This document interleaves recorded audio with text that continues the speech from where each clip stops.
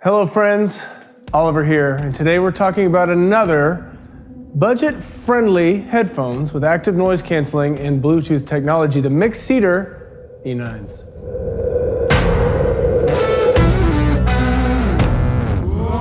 Hey, my name's Oliver, and if you're new around here, I like to talk about audio for video as well as video production in general, and of course, headphones. I love all types of headphones. So this company, Mixcder, sent me a pair of their E9s free of charge as a gift in exchange for a review of which they said they didn't care for any bias towards the headphones. They wanted it to be honest. Now, I'm gonna unbox these 2 weeks ago, and you're gonna watch that, and then I'm gonna come back and tell you my impressions later of how these things stacked up versus the competition. Oh, hit me in the nuts.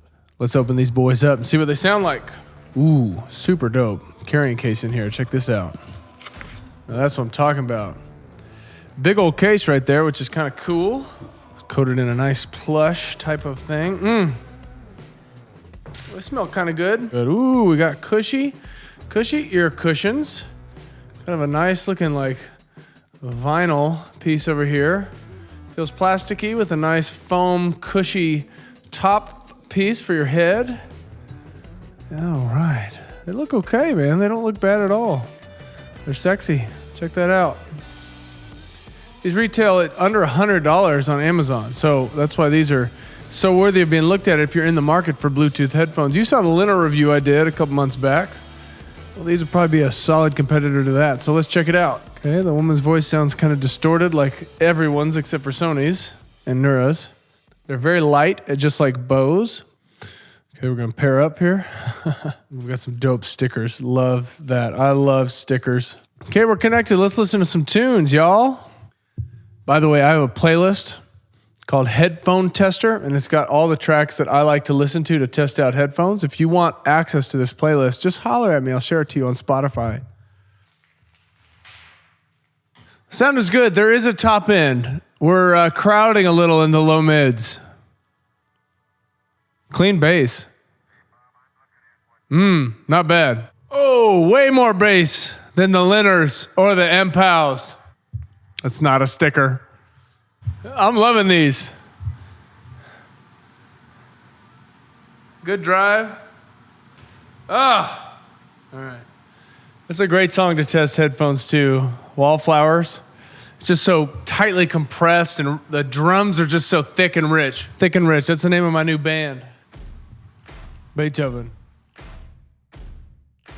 At a price point of $69.99 currently on Amazon or via the Mixcder website, these sound excellent for that price.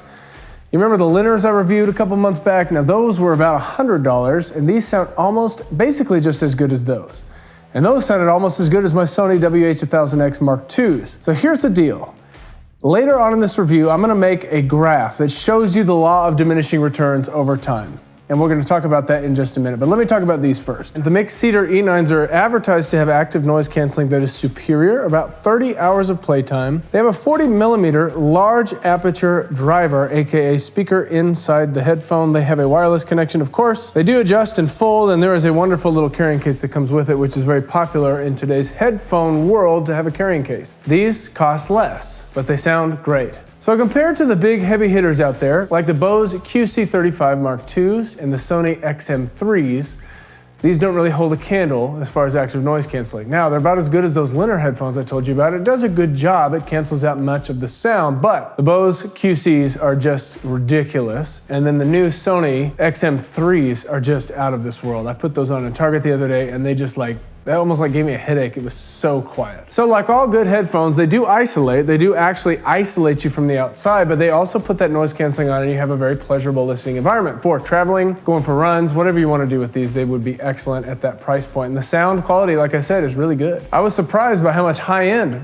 existed inside these. I thought they'd sound a little cheaper, kind of like those M-Pals that I talked about a couple months ago, but they sound pretty freaking good. If you blind tested me between these and those Bose QC35s or the Sony XM3s, I would have a hard time distinguishing the difference. I'm not kidding.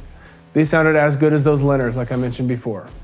A good sounding pair of headphones for 70 bucks. Now, how do they actually feel? They've got these cushions on the actual headphones, and the seams are right on where it lays on your head, right on the edge there. And so the effect of that is when you put them on, they're just not quite as comfortable. They do sit comfortably around the ear, and I could wear these for hours and hours and hours, but they don't feel quite as pillowy against my head as like all those other ones that I talked about. All the functionality on these guys is very standard. You can skip tracks, you can pause, play, volume, noise canceling, power, charge it up, or even listen analog like all Bluetooth headphones. If they die and you still want to keep going, just plug in that cable. It'll go right into wherever your music source is coming from, unless you have Apple and you can't have headphone jacks. You'll need a dongle. So the bottom line on these, if you're interested in buying a good pair of cans and you have less than $100, you want Bluetooth, you want active noise canceling, I would fully recommend these.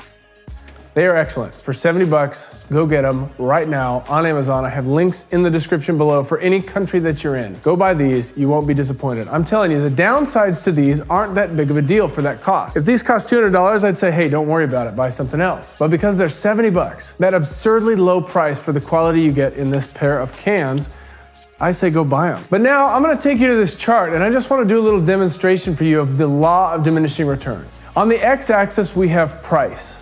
And on the y-axis, we have sound quality. Now, I'm not talking about active noise canceling. I'm not talking about isolation. I'm not talking about specific frequencies or anything like that, just generally sound quality. How do you measure sound quality? Well, when you listen to it, how much of the music do you feel like is being reproduced to your ears? Is there a beautifully rich high end and a beautifully rich low end? Is it muddy? Is it nasty? Does it sound like it's coming out of a toilet? You get what I mean. So this is my opinion, sound quality compared to price, and I will show you clearly the law of diminishing returns in action.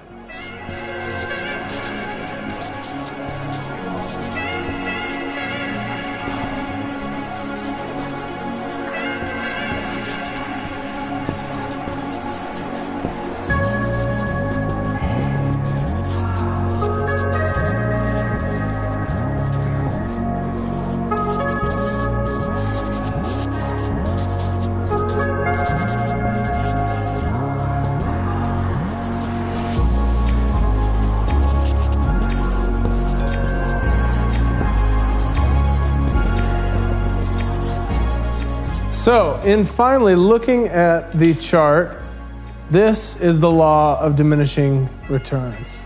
The way it kind of moves really sharply up to good quality, and then the price goes way up and the quality barely increases. That's the law of diminishing returns. Now, the two outliers that I've experienced, Beats, they sound terrible and they cost a lot of money. Neuras sound phenomenal and they also cost a lot of money, but they're just different. It's hard to compare them because of their customizability of the sound and all the things that make them unique. So from a pure consumer perspective, over-ear Bluetooth headphones, this is the line. Now, any headphones you want to give me, anybody want to send me headphones in this range for me to review and put on this chart, you can, but you don't know the address to send them to, so just email me and we'll figure that out. Thanks so much for watching this review. I hope that you go pick up a pair of these right now if you only have $70 to spend on headphones. Otherwise, don't forget to subscribe to me. We've got a big audio course coming. We got a music track to drop. We got a documentary to finish all in the next few weeks, and I can't wait to share all of that with you, despite how long it's been since the last time I posted one of those videos. Also, an audio tools course is coming up, and an audio course in general is coming up this year. It's gonna be a great year in 2019. We're gonna grow. Even though we didn't hit 100K last year, we're going to this year. With nothing else, I'll see y'all next week.